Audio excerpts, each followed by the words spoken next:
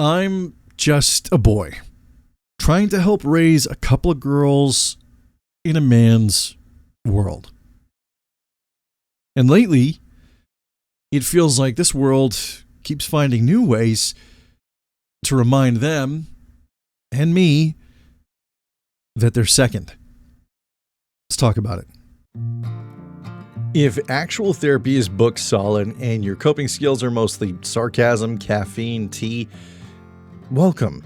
This is Unwritten Chapters, the one-man show about trauma, addiction, recovery, and all the weird ways we stay human when life goes a little sideways. I'm Matthew, an ex-Army medic and paramedic, now an author, unpacking my own disasters so you don't feel quite so crazy in yours. Pull up a chair, let's talk.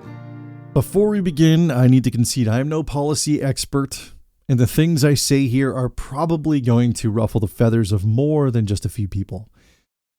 But these are just observations that I've had and things that have come to me over time. You see, I was a boy in a man's world, and I never expected to raise children of any kind. I never expected to be a step parent. I never expected to be in a marriage. And yet here I am, because life doesn't really care about what we think, what we plan, or what we conceptualize, because life adds and subtracts in its own curious way. And delightfully, in this instance, I was gifted the opportunity to find the love of my life in Sheena and fall in love with her two wonderful humans, Olivia and Claire. And I thought I had the world figured out, man. I thought that I had a good grasp on how the world worked and fairness, equality, things like that. And I would get caught up in online discussions too about equality sometimes, and the gender pay gap, et cetera, et cetera. And I would, felt like I was debunking some mistruths and some outright lies, et cetera, so on and so forth.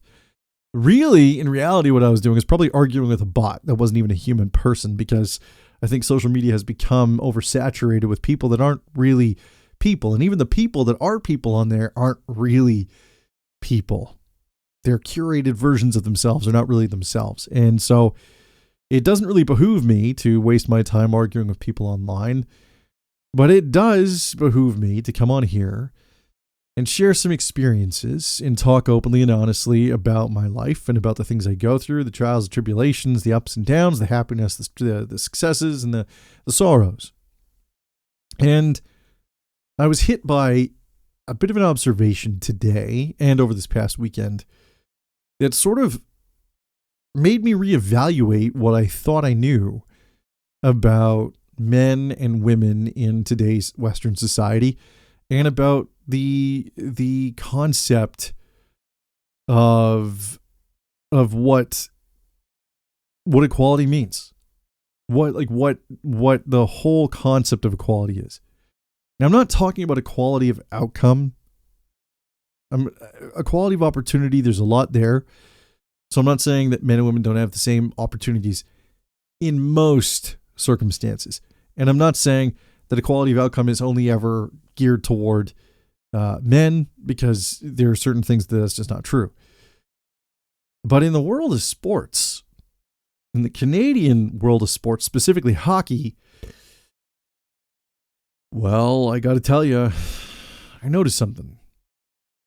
This past weekend, we had a home tournament for the U11, U13, U9, and I think U15 girls, all from Vernon. We had a home tournament, which means that they were the home team, and other teams traveled from the likes of Prince George, from the Tri-Cities like Port Coquitlam, and the other one, I can't remember the name. I'm so sorry. Can't remember the Tri-Cities. It's terrible. It's pre-Burnaby. I know that. I don't know. That's terrible of me. And then we had 100 Mile House come down. Salmon Arm was there. For those of you listening in the States, I have no idea what I'm talking about. These are all places within British Columbia. That is where I live. Smaller districts, bigger districts, towns, cities, all within the province. So state as you were. Anyway, yes, we had a home tournament, and the home tournament was such that the U11 girls, Olivia, did phenomenal. They did really, really well. They ended up making it to the gold medal game.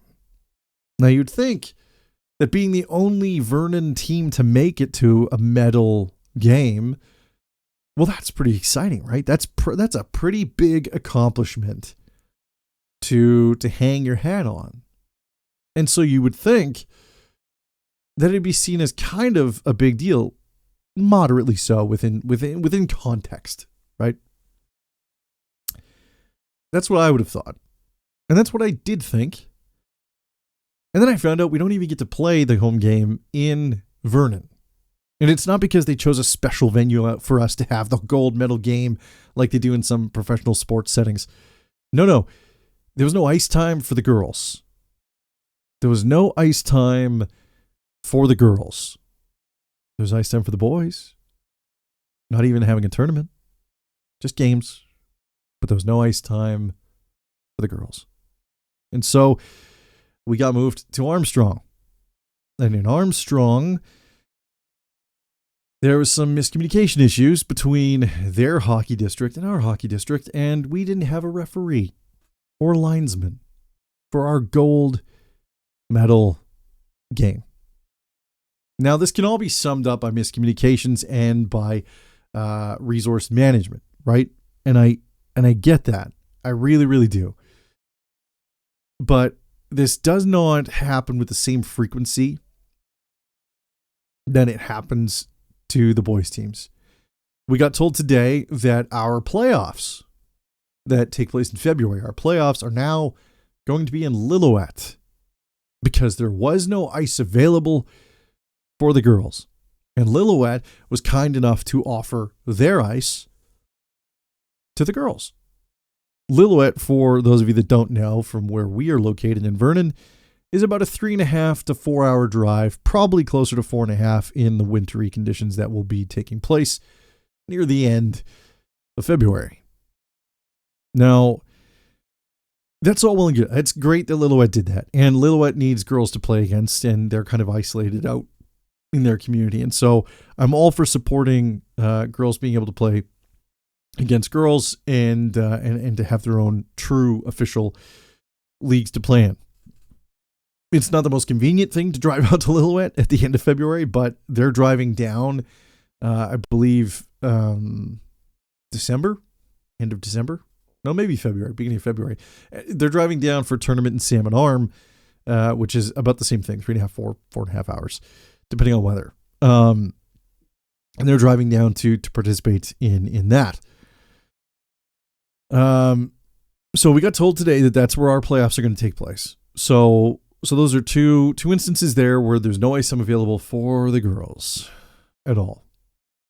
And then there was an early morning practice today, which is fine. Other than the fact that, getting up early is really, really difficult. But we get to the rink and I'm watching the girls practice and they're having a great time. Olivia's out on the ice, stopping pucks and flopping all over the place like a goalie does. And it's time for the girls now to get ready to get off the ice. So they're doing some last minute drills and the boys team starts walking in. There's a kid who walks by me. He's probably no older than, can't be any older than 13, right? Like 12, bordering on 13. And he looks over and he kind of scoffs and then says something under his breath, something to the effect of, they suck. And I get it. It's a teenage boy. It's a young boy. It's a boy, he's being churlish. I get it. Okay. I'm not out to chastise this kid or to, make it a bigger thing than it is. But what bothers me there, what really kind of irks me there is that society, we as a society have engineered him to think that that's okay, to think that flippant statement is okay just because it's girls. And I say that because I've seen littler tykes playing, old like boys playing, and I rarely do you hear the snide remarks in the comments. Now, this is purely anecdotal.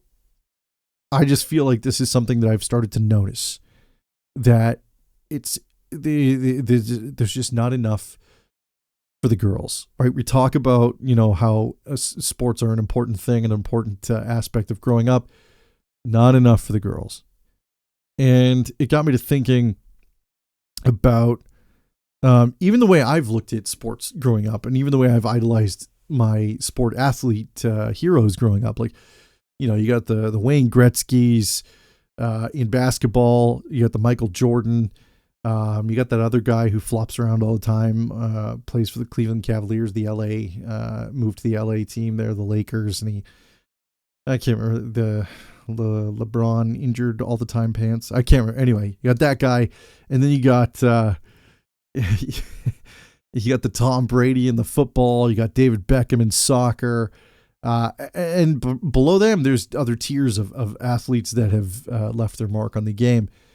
And we celebrate them. They're very well known. You could probably say their names to most areas of the world, at least one of these names, and they will be picked up on, and they will understand who you're talking about. And females that excel within their fields, even though get a modicum of that recognition, they get a modicum of that success and that recognition, and maybe even get put on a cereal box for a short run. But generally speaking, they don't get the same heroism parade as these other guys do. Now, I understand that Wayne Gretzky is a very special case, right? He's up here phenomenally better than any other hockey player that's ever come to play the game. And the numbers he's put up are purely godly and astronomical. I understand all that. But when you take things down to the female level and they're within their respective leagues, there are females that have excelled and gone above and beyond. We had a goal or a player, Wickenheiser, Haley Wickenheiser. I believe Haley Wickenheiser played for Team Canada, got us a bunch of medals, and brought pride to Canada for a long time. When her playing career ended, she became a doctor, like an actual medical doctor. And that's like a lot. That's a lot of years of school, by the way. For those of you that don't know, I'm sure you think it is, and conceptually. But yeah, that's a lot of years. Plus, being a pro athlete and not making nearly what other pro athletes make as far as the men's side of things. Now, before you come at me in the comments, yes, I understand that male sports bring in more revenue. I understand that, and I get that. I'm not saying that women should be paid equal to men, just on the basis of parity and fairness. That's not what I'm not advocating for that. Everything, I get it. Business is business. And men bring in way more revenue, and per capita, they get paid less from the league than many, like the female U.S. soccer team. I get it. Okay. I'm not here to have the whole debate on the finances and what they should or shouldn't get paid. I'm just saying the reality is, the facts are, they excelled in their leagues, to the top of their leagues, to the highest capacity of their leagues, with a fraction of the monetary reciprocation that a male would get in the same position. Why that is, multifactorial. Yes, I understand the revenue brought in, revenue goes out. I get it. I'm just saying this is a reality for females in sports. This is a reality for females in the world. And it's tough because it does kind of highlight, it does kind of reinforce a belief that, yeah, of course you can play hockey. Absolutely. After the boys, after the guys. Yeah, for sure. Right. After the guys. We need ice time for the boys. We need it. Do you see what I'm saying? It's frustrating, because I'm now with girls and I see that these things exist. I don't know why my voice cracked just like that. I don't know. Maybe I need water or tea. Do I have tea? I have some tea left. Give me a second.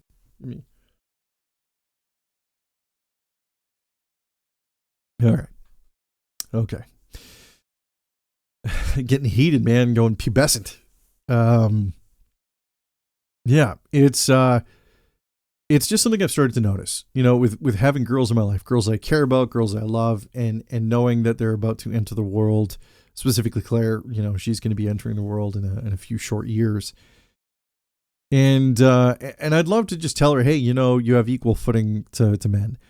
On paper, yeah, you absolutely do. On paper, you absolutely do. In law, in Constitution, you sure do. You absolutely have equal footing to men.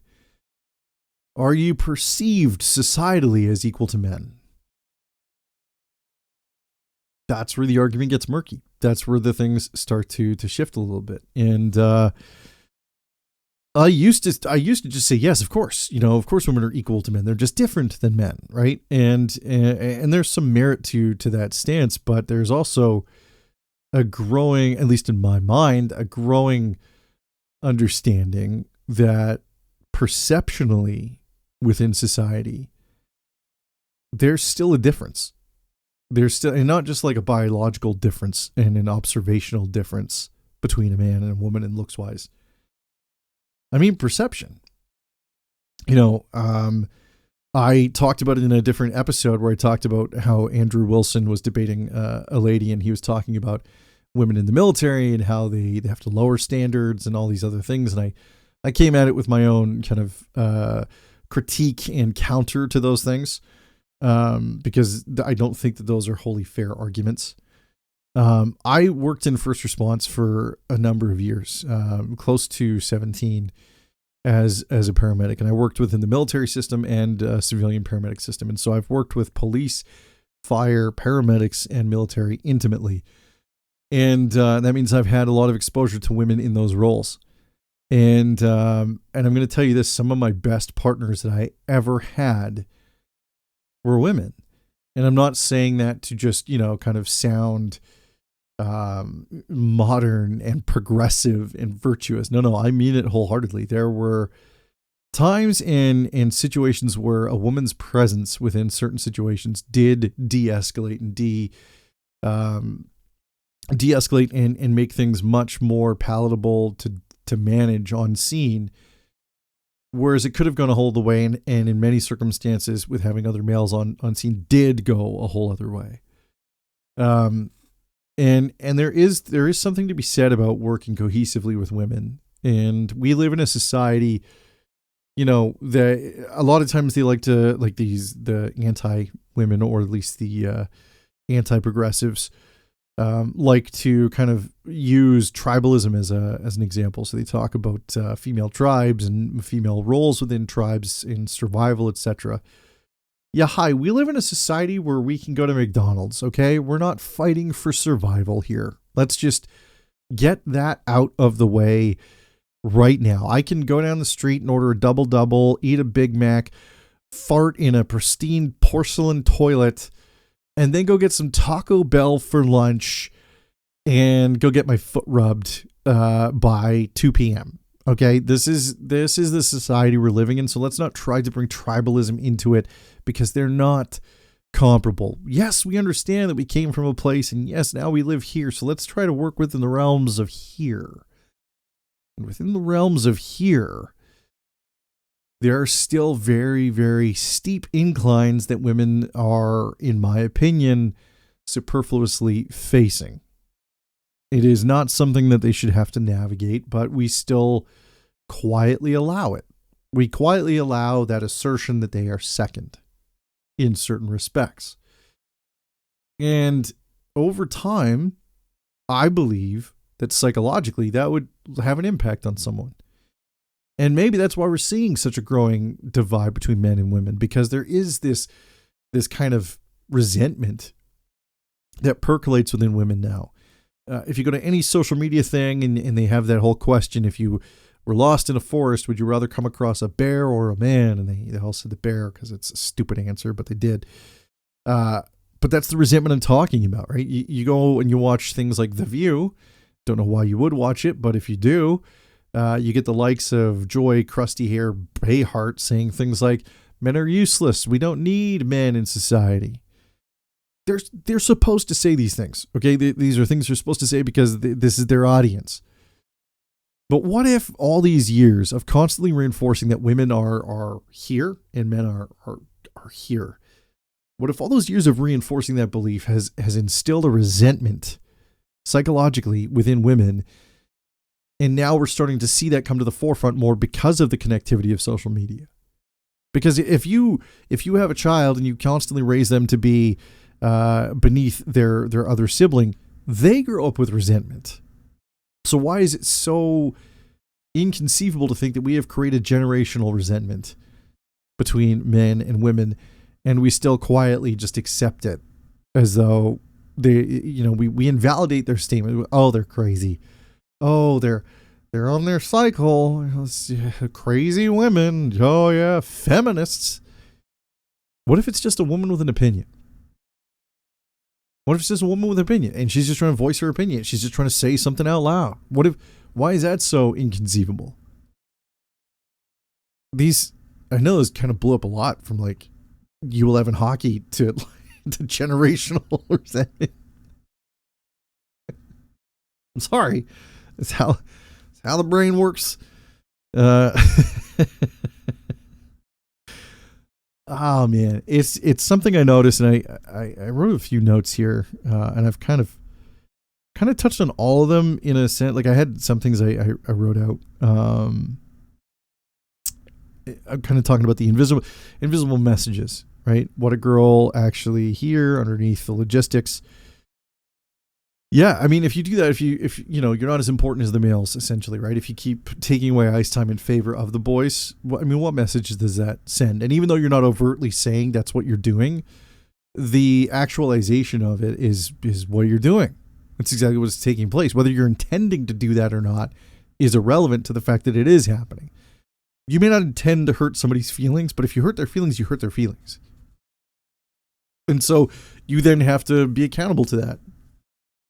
Within many circumstances. I mean, if they're just hurt because you said something completely truthful and factual and, you really want to stand on that hill, then, that is what it is. But in the interest of relationships, if you hurt somebody inadvertently, generally speaking, you want to try and make amends for that. And so it doesn't matter that you didn't mean to do it. It happened. Right. And so whether you're meaning to send this messaging to girls that they're second is irrelevant to the fact that that's what is taking place, in my view. This is one of the biggest reasons why I'm against land acknowledgements.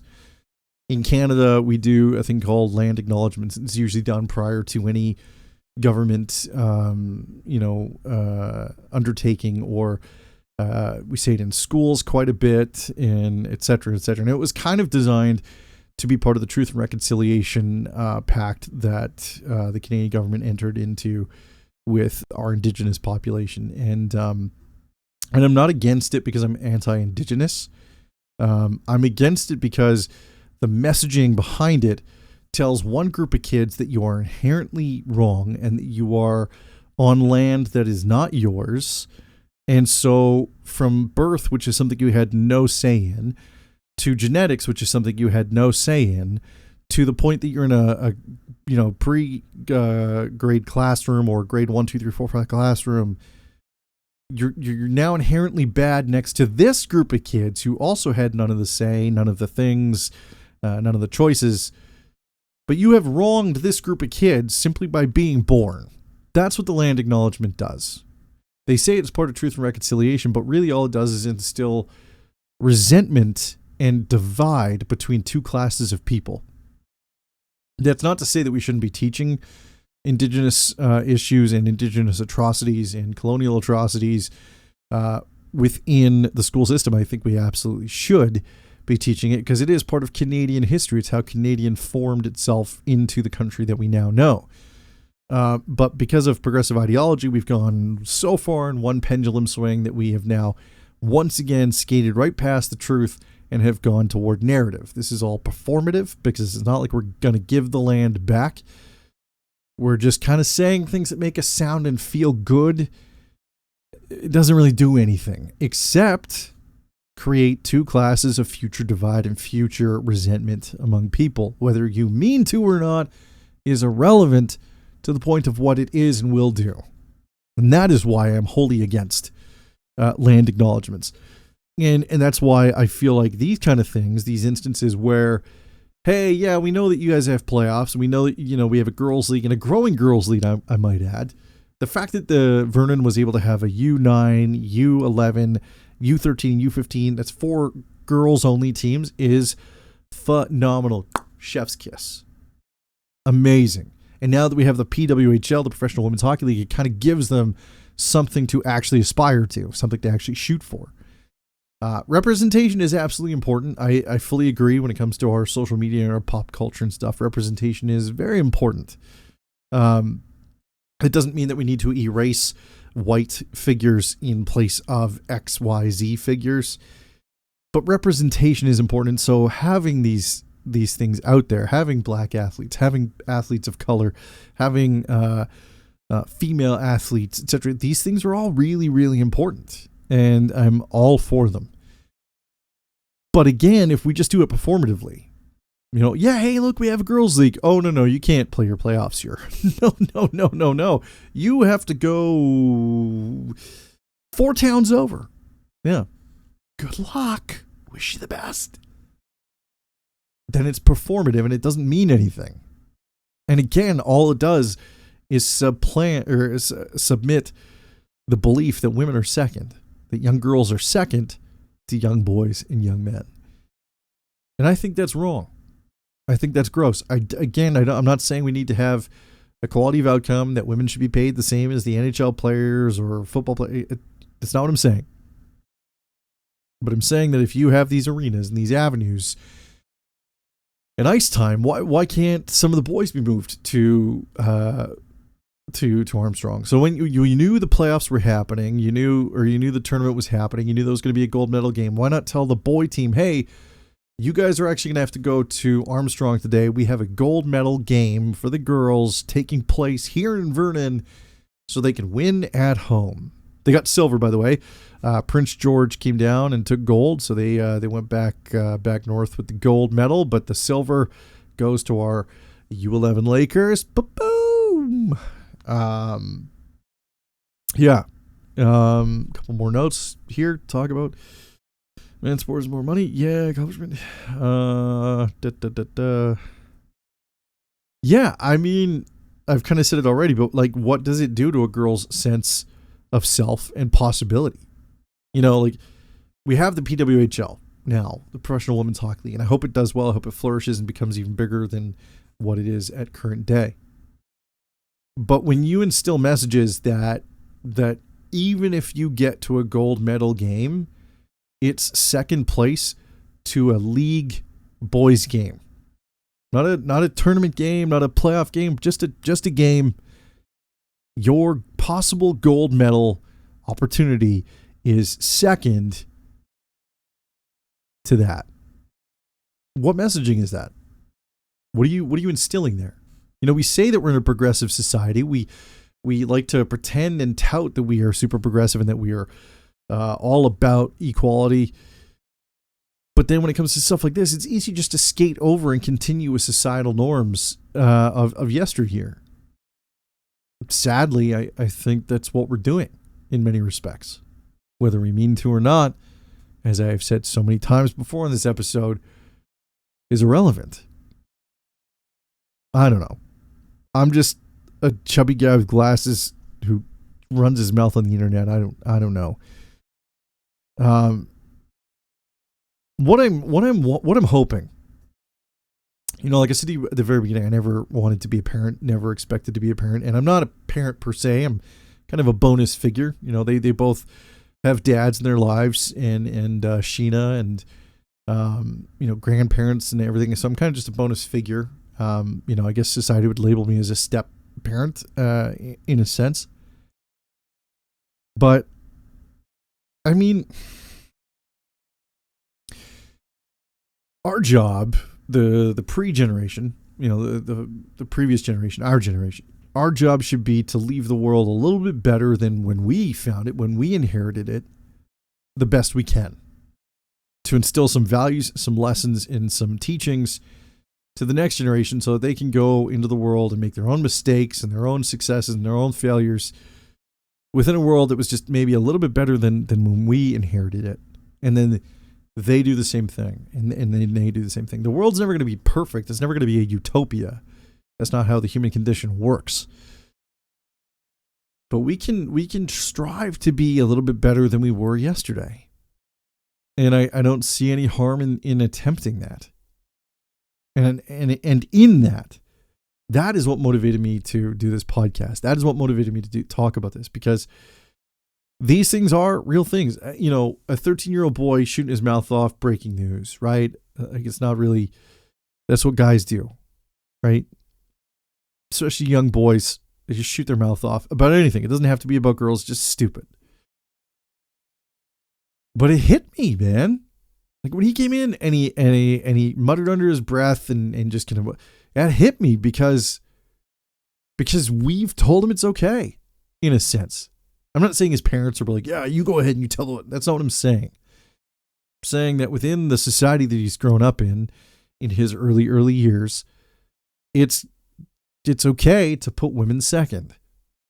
It's okay to look at them and not see them as equal. It's okay to look at them and go, oh, those aren't equal. And by the way, we have a player on our team who would freaking smoke this kid. He was a chubby little kid that came in. I mean, it sounds like I want to fight a kid, but I would fight him. And we have a girl on that team that would skate circles around. I guarantee you, she would like turn him like into a pretzel and light the lamp and embarrass him beyond recognition. Still wouldn't be enough for him to find some respect, I don't think, which is because we need to build that in society. We need to build that within society. We need to build it within our institutions like minor hockey. Start there, maybe. Start there, and if we can do it there, then we can do it anywhere. But let's not pretend that everyone's on equal footing. And let's not pretend that even when you start on the same starting line, that you're allowed to run the same speed. And let's not pretend that even if you're allowed to run the same speed, that you're going to be given the same route to run in. Because from my personal experience and my observations, well, girls today still don't have the same opportunities as men outside of being on paper. The reality of those equal opportunities is very different than what's written down for them. And I think that we need to sit down and ask ourselves some very real questions as to how we can fix that, because it absolutely is something that needs to be fixed. That's all I have to say. This has been Unwritten Chapters. I am Matthew Hennigan. Please like, share, and subscribe, and leave your own comments below if you agree with me or disagree with me. I will talk to you on the next episode of Unwritten Chapters. Be well, be safe, and above all else, keep talking to each other. Trauma and Tea, Essays on Trauma, Recovery, and Growing Up the Hard Way releases on February 3rd, 2026. It's part love letter to growing up in the 90s, confessions of a rambunctious youth, and what life can look like after trauma. And yeah, I spill a little tea along the way. Trauma and Tea releases February 3rd, 2026, wherever you get your books. Available for pre-order now.